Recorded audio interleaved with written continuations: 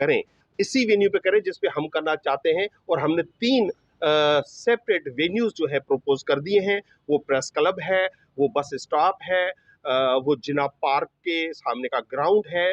3 मैंने अल्टरनेट वो प्रपोज कर दिए हैं कि अगर आप हमें, वो उनकी लीडरशिप आ रही है और अगर पीपल्स पार्टी वहां पे जलसा करना चाह रही है मारवी ग्राउंड में, तो वो बेशक जलसा करे, हम उनके जलसे को वेलकम करेंगे। और इंशाल्लाह जो गड़ी खुदा बख्श में नारे लगे थे बिलावल भुट्टो की तकरीर के दौरान, उमरकोट की आवाम भी वही नारे लगाएगी। उससे आगे हमने अपनी एक बहुत सीरियस कंटेंशन उनको बताई है कि जो हमारा अपोनेंट है, जो हर यूनियन काउंसिल में जा रहा है, वहाँ के वडेरे से लिस्टें मांग रहा है कि आपको कौन सा स्टाफ चाहिए जो आपके लिए, हमारे लिए धांधली कर सके। उनको वो लिस्टें फ्राहम की जा रही हैं और वही लिस्टें यहाँ तक पहुंची हैं आरओ और डीआरओ ऑफिस। और वो जो ड्यूटीज लगाई जा रही हैं पोलिंग स्टेशंस पे, वो उस जो इन्फ्लुएंस में लगाई जा रही हैं। हमने बहुत वाजे कर दिया है कि सरकारी मशीन का इस्तेमाल, मशीनरी का इस्तेमाल, पोलिंग स्टेशन पे उनकी मर्जी का स्टाफ, और उनको, जो मेरा अपोनेंट है उसको 4-4 मोबाइलों का प्रोटोकॉल, ताकि वो लोगों को धमका और डरा सके। ये सारी कोड ऑफ कंडक्ट और फ्री एंड फेयर इलेक्शन की खिलाफ वर्जी है। और मैंने कहा है कि अगर ये वापस नहीं हुआ, अगर कोड ऑफ कंडक्ट पे अमल नहीं हुआ, अगर जो ये स्टाफ जो है वो वडेरों और जागीरदारों की मर्जी और मंशा के मुताबिक लगा, तो मुझे ज़्यादा अब कैंपेन करने की ज़रूरत नहीं है। ये डीआरओ साहब की ऑफिस है, मैं आके इनके सामने बैठ जाऊंगा और मैं पूरी सिंध से अपील करूंगा।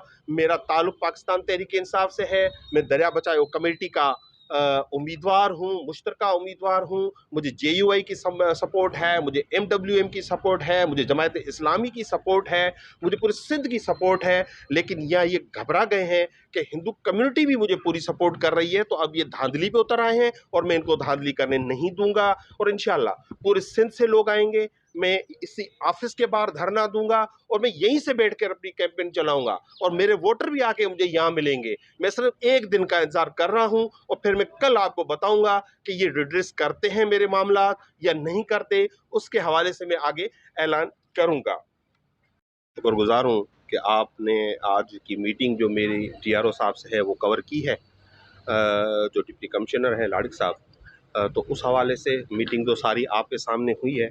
लेकिन मैं ऑफिशियली आपसे गुजारिश करना चाहूँगा कि यहाँ पर जो ये इलेक्शन हो रहा है NA 213 में, इसमें कोड ऑफ कंडक्ट की तमाम बहुत ज़्यादा वायलेशंस हो रही हैं। अब तक हम 20 के करीब एप्लीकेशंस दे चुके हैं। उन एप्लीकेशंस में चीफ मिनिस्टर सिंध ने जो असरअंदाज होने के लिए वो वहाँ जाकर आए और वहाँ पे उन्होंने मीटिंग्स की। उस एप्लीकेशन में जो सरकारी मुलाजमीन जो है वो कैंपेन कर रहे हैं, सरकारी जो कैंडिडेट है उसकी, वो शामिल है। उसमें ये शामिल है कि हमारी जो पोलिंग स्टेशंस थी उनको बड़े पैमाने पे तब्दील किया गया। हालांकि जो ये इलेक्शन होते हैं ज़मनी, उसमें पोलिंग स्टेशंस चेंज नहीं होती।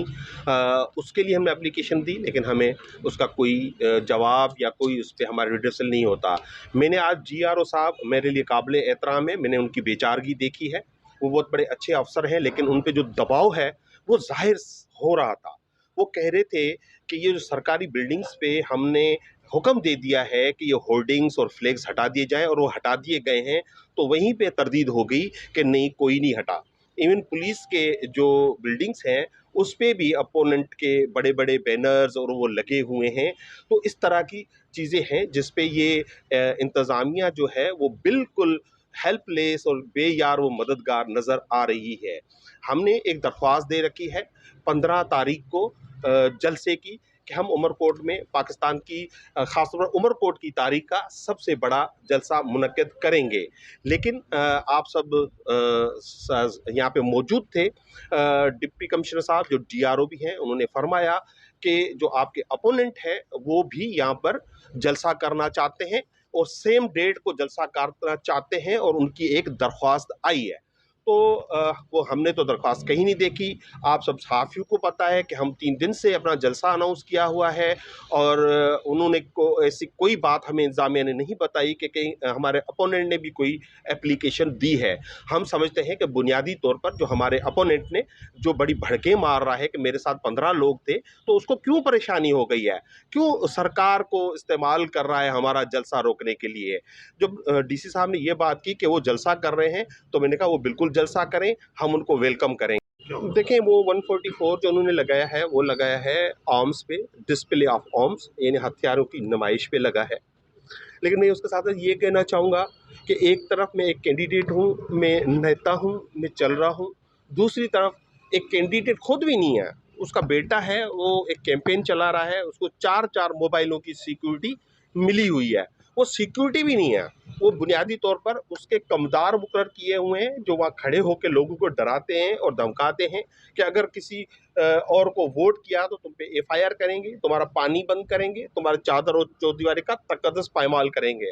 और दूसरी तरफ हम हैं कि हमें कोई प्रोटेक्शन नहीं। आपने देखा होगा सोशल मीडिया पे बड़ी अफवाहें फैलाई गई कुछ दिन पहले कि हिंदुओं पे हमले होंगे उमरकोट में, बड़ी तकलीफ होगी, ये ग्रुप आ रहा है, वो ग्रुप आ रहा है। ये सारा हिंदू कम्युनिटी को डराने की कोशिश की। मैं उसकी मजम्मत करता हूँ। हिंदू भी यहाँ के सिंध के बेटे हैं, सिंध के असल वारिस हैं। सिंधु दरिया से मोहब्बत का वो 17 अप्रैल को सबूत देंगे इंशाल्लाह। कि जो दीवार है वो गिरती हुई पूरी सिंध और पूरा पाकिस्तान इंशाल्लाह 17 तारीख को देखेगा। आपका बहुत बहुत शुक्रिया। सिंध में रहने वाले उमरकोट के जो वोटर्स हैं, चाहे वो यूनिवर्सिटीज़ के बच्चे हैं, चाहे वो किसी काम से बाहर गए हुए हैं, जॉब के सिलसिले में गए हुए हैं, मैं उनसे अपील करता हूँ कि ये मेरा इलेक्शन नहीं है,